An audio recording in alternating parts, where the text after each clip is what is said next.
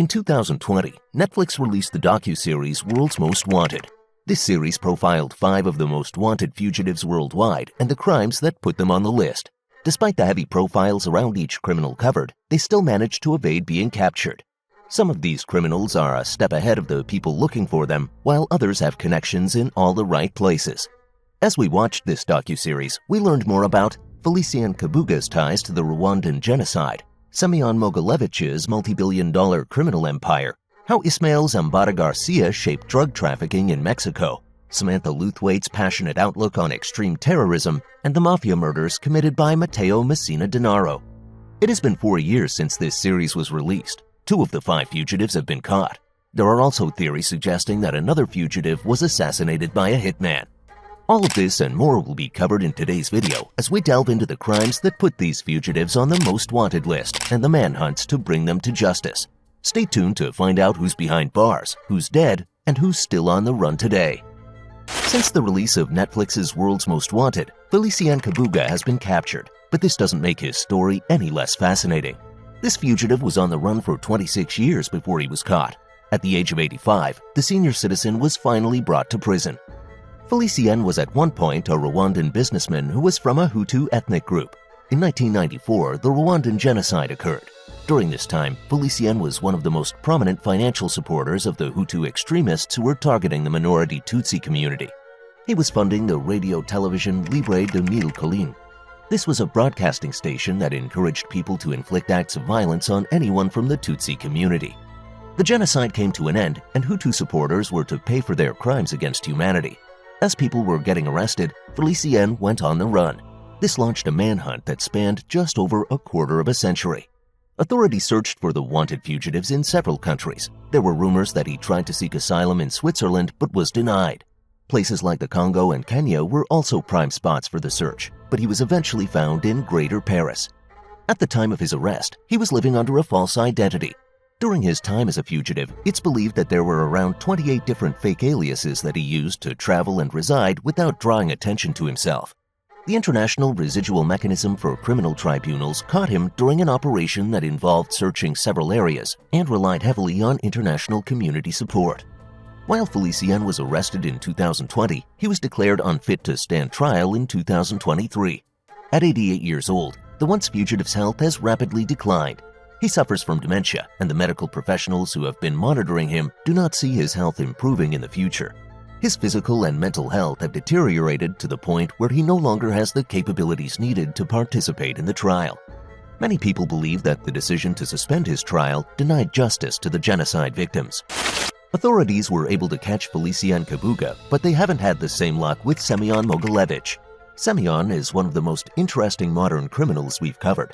He's worth around $10 billion and is considered one of the most powerful mafia figures in the world. Semyon is also known as the Brainy Don. Before he was involved with the mafia, he started a scam of his very own. He would offer to purchase the assets of Russian Jews when they immigrated to other countries.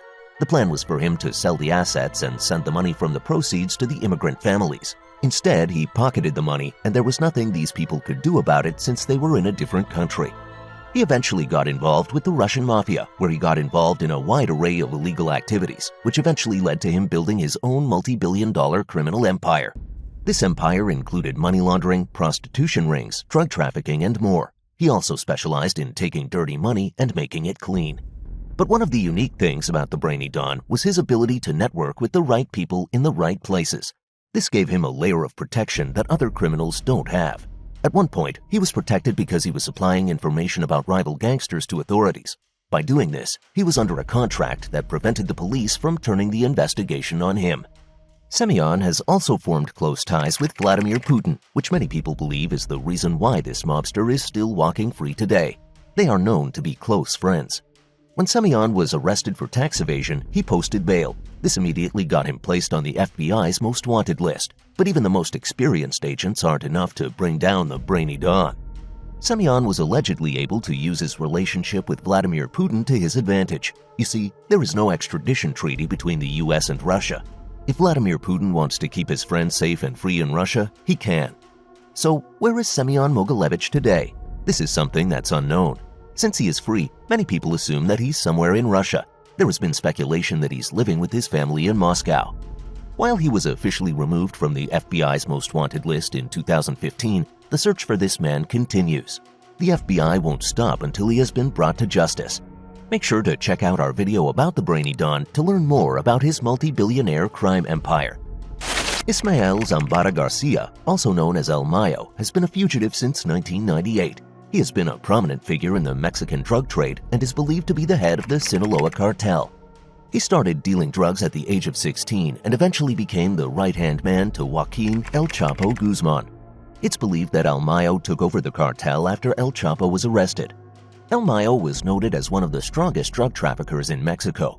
He could traffic multi-ton quantities of cocaine, heroin, and marijuana. It's also rumored that he employed hitmen to carry out violent acts, including torture and murder, on people who had large drug debts. But unlike his partner in crime, El Mayo managed to disappear. He has an impressive ability to stay under the radar and out of sight. There has been an extensive manhunt for this drug trafficker with no light at the end of the tunnel. Authorities have searched throughout the US and Mexico, coming up empty every time.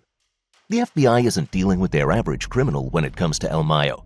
Ironically, this man only had a primary school education, but he was trained by some of the best drug lords that have ever worked in Mexico. Authorities have described his criminal education as being Harvard level. Not only does he know every angle of the drug industry, but he's also more than familiar with law enforcement's methods of cracking down on it. In a sense, El Mayo is always a step ahead of the people searching for him. Throughout the years, El Mayo has only given one interview, and this was in 2010.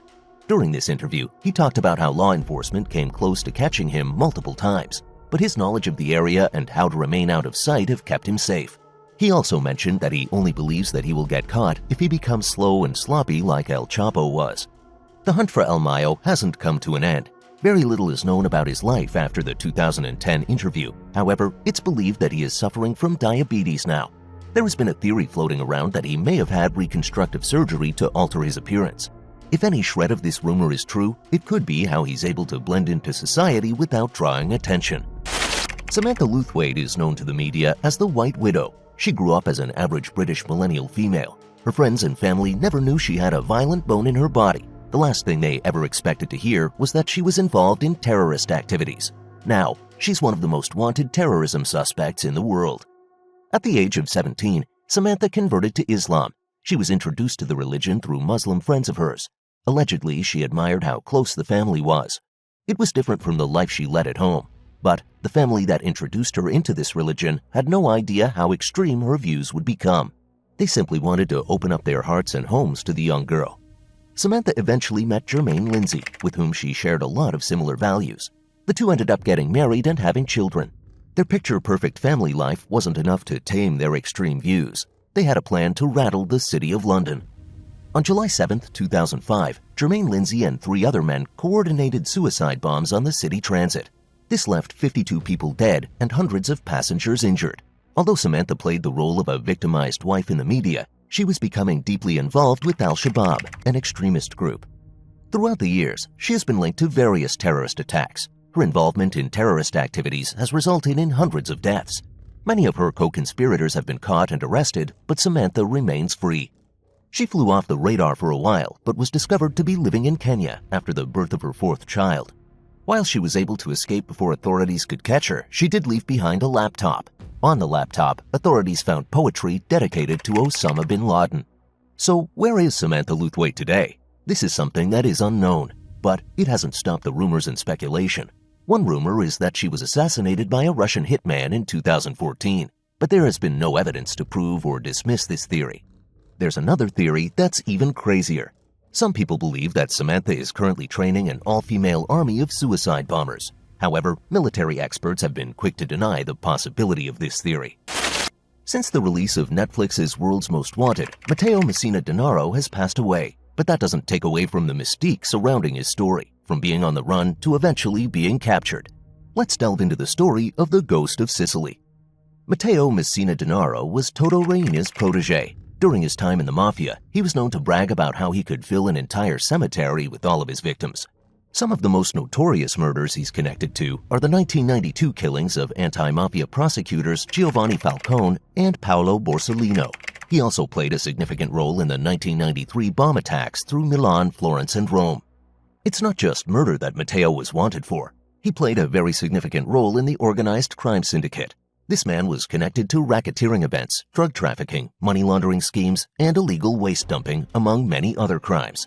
He was officially declared a fugitive after Toto Reino was arrested in 1993. Toto was one of the most savage and brutal mafia bosses throughout history, and even he was on the run for 23 years before getting caught. His protege took notes on how to disappear and did it slightly better. While Matteo was on the run, law enforcement did everything in their power to catch him. They even arrested his sister and several associates. In an effort to isolate the mafia figure even further, they began to seize businesses that were linked to him. Even people who resembled Matteo Messina Denaro weren't safe from this manhunt. In 2021, a man from Liverpool attended an F1 event. His facial features were similar enough to Matteo's to get the cops called on him. Police arrested this man at gunpoint at the event, but eventually realized the mistake. So, how did law enforcement eventually catch Cosa Nostra's last secret keeper? Matteo's health was declining. He had been suffering from colon cancer. However, he went to the clinic using a fake alias, Andrea Bonafede. Andrea was a real man who was connected to the mafia. The clinic appointment was booked in his name, but he stayed home while Matteo took his spot. When he was approached by law enforcement and asked if he was Matteo Messina Denaro, he replied, "You know exactly who I am." This notorious figure was arrested in January 2023, but his health got the better of him. He eventually passed away in September 2023. Although he was sentenced to prison after his arrest in January, he was eventually moved from max security to a hospital because of his health, where he fell into an irreversible coma. The capture of Matteo Messina Denaro marked the end of one of the Cosa Nostra's bloodiest eras. It also cements law enforcement's step forward in the fight against organized crime. Netflix's World's Most Wanted detailed the profiles and crimes of 5 criminals who had the world on the edge of their seats. 2 mafia figures, Semyon Mogilevich and Matteo Messina Denaro, were profiled in this documentary. Their reign of power and ties to the mafia helped them stay on the run. Matteo was able to hide in plain sight, leveraging the help of other mafiosos. As a loyal mafia member, he was able to seek help from his criminal family. Semyon networked his way to the top, allowing him to seek support from friends of higher power. This keeps him safe from being the target of an investigation. El Mayo, Samantha Luth, and Felician Kabuga weren't connected to the mafia, but they utilized a criminal mastermind plan to stay on the run and out of the public eye, despite the heavy media attention. That wraps up our video for 5 fugitives from Netflix's World's Most Wanted. 2 of the 5 have since been captured. Do you think the FBI will be able to find the other 3? Let us know your thoughts and theories in the comments below. Thank you for staying tuned until the end. Make sure you hit like, share, and subscribe to see more Mafia Mystique content.